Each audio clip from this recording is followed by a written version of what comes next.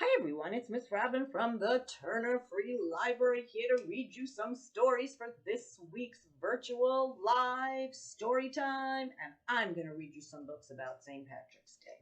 So the first one I'm going to read you is called The Night Before St. Patrick's Day. Let's see what's going on in this book. 'Twas the night before St. Patrick's, the day to wear green. Not a creature was stirring except him and Maureen. They decked out the den from ceiling to floor with streamers and rainbows and shamrocks galore. Happy St. Patrick's Day is what their sign says. Later they carefully made traps with gold, charms, and rings. I bet we catch a leprechaun. They love shiny things.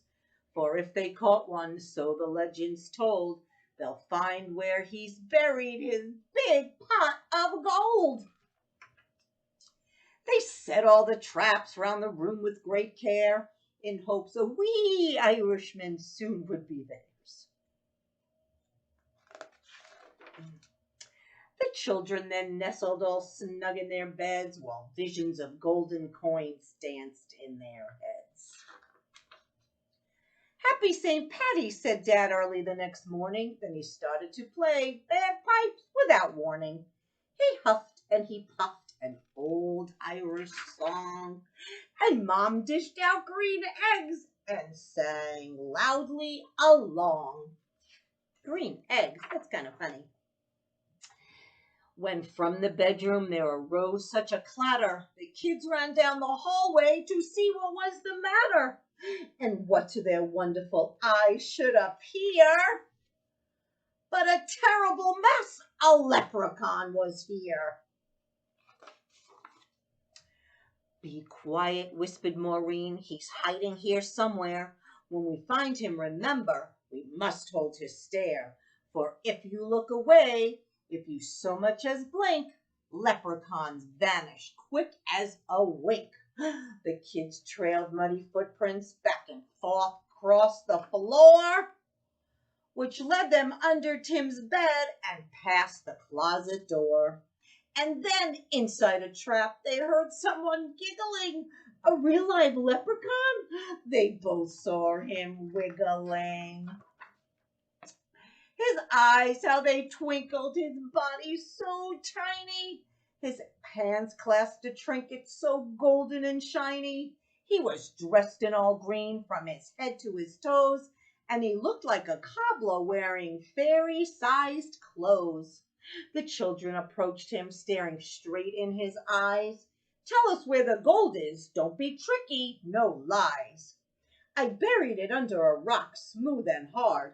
It's marked with an X in your backyard. But when the kids went outside with their shovel and pick, they instantly saw it had been a big trick. Ha ha! I fooled you. It's time to disappear. Happy St. Patty's Day to you, and better luck next year. The leprechaun tricked them. That was very funny. Let's see about an old lady who swallowed a clover. Do you know that a 4-leaf clover is supposed to bring you good luck on every day, but maybe also on St. Patrick's Day? Let's see what's going on with this old lady. There was an old lady who swallowed a clover. I don't know why she swallowed a clover, but she didn't roll over. There was an old lady who swallowed a daisy. She wasn't lazy when she swallowed the daisy. She swallowed the daisy to brighten the clover. I don't know why she swallowed the clover, but she didn't roll over. There was an old lady who swallowed a butterfly. She did not sigh when she swallowed the butterfly. She swallowed the butterfly to rest on the daisy. She swallowed the daisy to brighten the clover. I don't know why she swallowed the clover, but she didn't roll over. There was an old lady who swallowed a bird. It wasn't absurd when she swallowed that bird. She swallowed the bird to glide with the butterfly. She swallowed the butterfly to rest on the daisy. She swallowed the daisy to brighten the clover. I don't know why she swallowed the clover, but she didn't roll over. There was an old lady who swallowed a pot. Believe it or not, she swallowed that pot. She swallowed the pot to carry the bird, and she swallowed the bird to glide with the butterfly, and she swallowed the butterfly to rest on the daisy, and she swallowed the daisy to brighten the clover. I don't know why she swallowed the clover, but she didn't roll over. There was an old lady who swallowed some gold. It wasn't cold, all that shiny gold. She swallowed the gold to fill up the pot, and she swallowed the pot to carry the bird. She swallowed the bird to glide with the butterfly, and she swallowed the butterfly to rest on the daisy. And she swallowed the daisy to brighten the clover. I don't know why she swallowed the clover, but she didn't roll over. There was an old lady who swallowed a fiddle. It is a riddle why she swallowed a fiddle. Then the old lady started to dance, and before she was done, a wee little leprechaun joined the fun. And as they twirled high and low, she giggled so much she popped a rainbow. Happy St. Patrick's Day! There's the wee little leprechaun and the rainbow. That was very funny because the story goes that a leprechaun will lead you to a pot of gold at the end of that rainbow. So let's see what happens next. Oh, I have one more story for you about our friend, Pete the cat. And you know where Pete is. He's right here. Hi, Pete. So this is Pete the cat, and it's the Great Leprechaun Chase. I have a feeling Pete's going to chase a leprechaun. And there's the pot of gold at the end of the rainbow. We just love Pete, don't we? Okay, let's see what happens with Pete and the leprechaun. I gotta fix the book so you guys don't see the pictures. Tomorrow is St. Patrick's Day, and Pete's teacher, Mr. G, is teaching about leprechauns. The only time you can catch one is on St. Patrick's Day. A leprechaun will bring you good luck, Mr. G says. Now, everyone in class wants a leprechaun. Pete has a great idea. He will open a leprechaun catching business. St. Patrick's Day comes, and Pete gathers some supplies. He hangs a sign above the stand. This will be easy, Pete thinks. Squirrel is Pete's first customer. I want a leprechaun, Squirrel says. I need good luck for my test. Cool, I'm on it, says Pete. Pete has a plan. He will follow a rainbow until he finds a leprechaun. Finally, Pete arrives at the end of the rainbow and finds Clover the leprechaun next to a pot of gold. Pete sneaks up behind Clover. Swoosh! But Clover is too fast. Do you think you could catch me so easily, he asks. Once there was a cat named Pete who thought nabbing some luck would be neat. Then he happened upon a smart leprechaun who'll find he's quite tricky to beat. Clover disappears in a puff of green, and Pete will need a new plan. That afternoon, Gus visits Pete's lucky leprechaun catchers. I want a leprechaun, Gus says. I need good luck for my band recital. Pete says, I'll see what I can do. Pete plans to lure Clover out of his music. He plays a jaunty song on his guitar. Before long, Clover dances over to Pete. Just a little closer, Pete thinks. Suddenly, Clover starts spinning around Pete. Round and round, Clover goes faster and faster. Oh no, Clover wraps up Pete with the rope. Pete has finally met his match, a crafty leprechaun he just can't catch. He'll never win, he better give in, or find something else to snatch. That evening, Callie visits Pete's lucky leprechaun catchers. I want a leprechaun, Callie says. I need good luck for my tennis match. Says Pete. St. Patrick's Day is almost over. There isn't much time left to catch a leprechaun, but Pete won't give up yet.